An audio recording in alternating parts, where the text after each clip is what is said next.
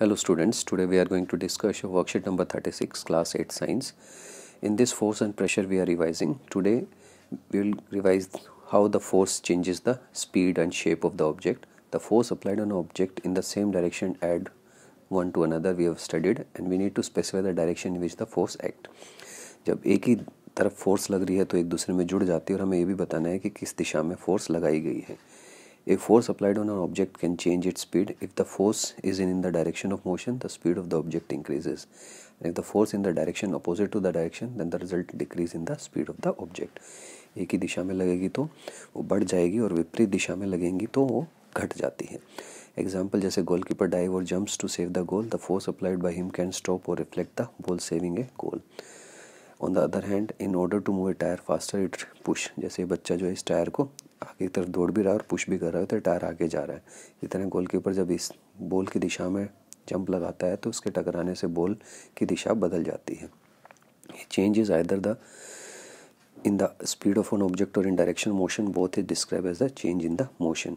अगर किसी भी ऑब्जेक्ट की दिशा में बदलाव आता है तो उसको हम जो है स्पीड में या दिशा में तो उसको चेंज इन मोशन भी कह सकते हैं, स्टेट ऑफ मोशन भी कह सकते हैं. इसमें there are some examples where object are not free to move. For example pressing a lump of dough. आटा गूंदने के बाद आप उसको रोल कर रहे हैं. The application of force in this cases lead to change in the shape of the object. यहाँ पे उनकी शेप में बदलाव आ गया.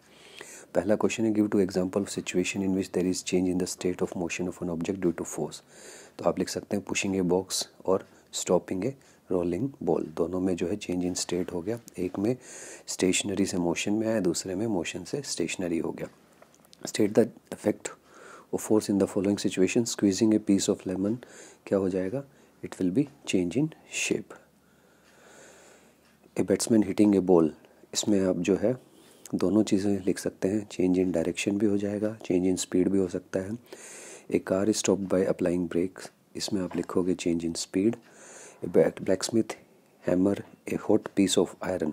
तो यहाँ पे जो है एक ब्लैकस्मिथ जो है लोहार जो है आयरन को पीट रहा है तो उसमें क्या हो जाएगा? चेंज इन शेप हो जाएगा. उसको बदल कर उसकी कुछ भी आकृति बना देता है. Give two examples from your surrounding where force can change the direction and state of motion.